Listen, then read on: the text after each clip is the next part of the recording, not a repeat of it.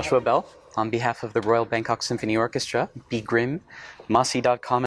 Welcome to Bangkok. Thank you so much. So happy to be here. We invited our audience to submit some questions for you, and the response was overwhelming. So I'd like to Thank you. Good. jump into it. The Sure. first, you have a new album. Yes. Could you talk to us about the album? We're Oh, thrilled that must have been my question. No, I'm just kidding. So I can promote my new album. I'm just kidding. No, I do have a new album. Just came out with my orchestra. I like to say my orchestra. I'm music director in London with the Academy of St. Martin in the Fields. And we recorded the Bruch Violin Concerto and the Bruch Scottish Fantasy. So the album is called Scottish Fantasy.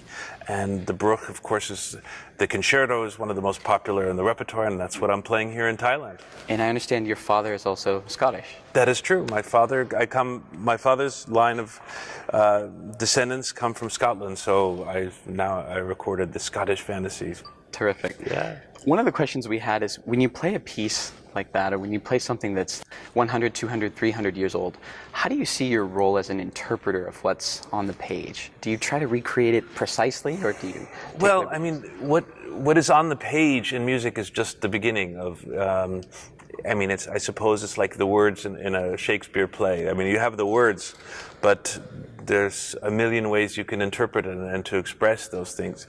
And music is even more abstract, so there's even more choices to make, and you have to fill in all the gaps and figure out what the story is. And so my role really is the middleman, I suppose, because the great piece of art is the piece of music, whether it's Bruch Concerto or Beethoven Symphony. But it's an important role as a musician to really figure out how to tell the story, and so that's the fun part of what I do. And there are many issues. I mean, there are stylistic issues when you're playing a piece playing Bach, you have to think about the style of the time, and with a piece like Bruch, the Romantic era, one approaches the instrument in a very different way. So, and if it's the Scottish Fantasy, you have to take in mind Scottish folk melodies and the way a folk violinist might play it. So you incorporate all those things. It's really fascinating as an interpreter to do that.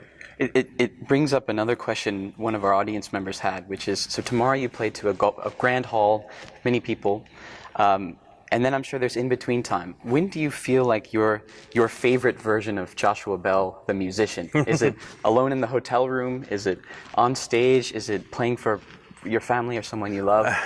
Well, if you're asking as a musician, I mean, it's in front of an audience. That's where it comes alive, and I love to be in front of an audience. Always have since I was very young. I enjoy sort of inhabiting the music and sort of taking the audience with me to somewhere, wherever that is. And so that's really, it's also my favorite moments in life, I think. It's where you feel most alive, and so I really do enjoy that. I also enjoy being finished with that and going out to have a nice dinner, and especially in Thailand, where I love the food, so that's looking forward to that. Let's talk about that. How do you recharge? Last week you were in Singapore, this week Bangkok, Hong Kong. What do you do to recharge? Do you do yoga? Do you still play tennis? Do you bowl? Well, I do a lot of sports. Sometimes on the road, I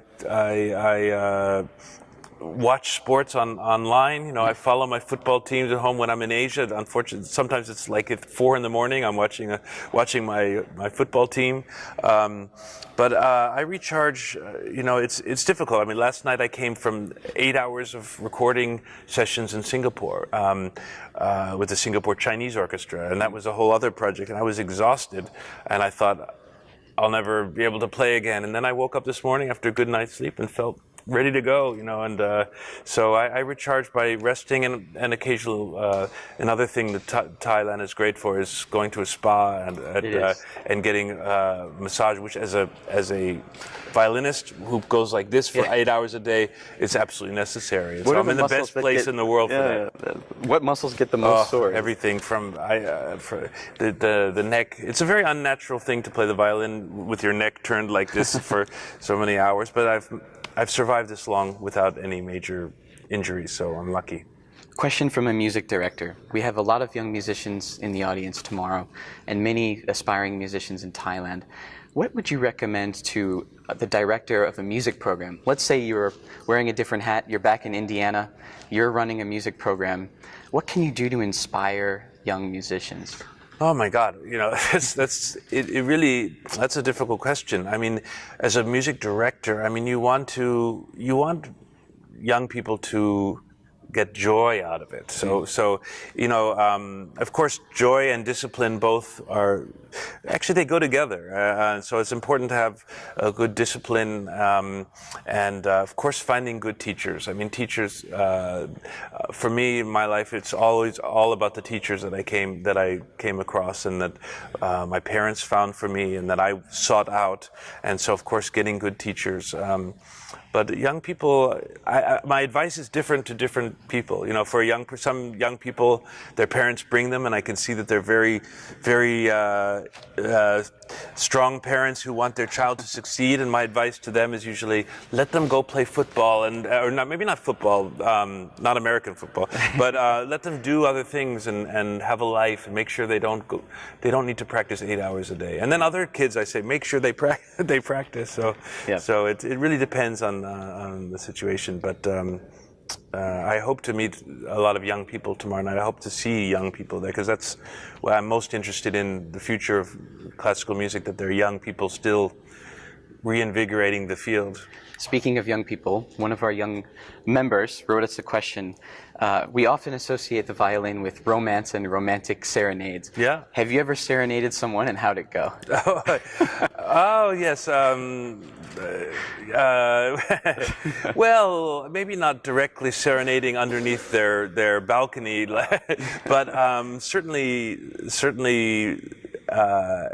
playing the violin is a very romantic thing. It's a very expressive thing, and anything that is expressive, like singing, is also, but the violin is almost like singing.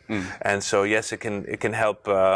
I think I've had some of my past girlfriends and have in the past said it was a good thing you play the violin so well, because I wouldn't be with you based on your looks. So I hope they were joking, but it does help to play the violin. One last question. You're back in high school making a mixtape called Falling in Love. Using all the knowledge that you have acquired in the time since, all the performances you've done, what are the 2 or 3 songs that have to be on that mixtape? Joshua Bell's Falling in Love mixtape. Well, I don't know. I actually made a record just for that purpose, and I mean, with that in mind, and the title of that album, which you can actually buy in the stores, is Romance of the Violin, and I made that for Sony, and it's basically the most beautiful melodies, many of them that I arranged for violin and orchestra, from Rachmaninoff to Saint-Saëns to Mozart and others. And melody is the basis of, I think, in a lot of ways, to violin playing, because it's a melodic instrument, and it shows the violin really is at its best when it's playing beautiful melodies. So, the Romance of the Violin. You heard it here, Romance of the Violin, Joshua Bell.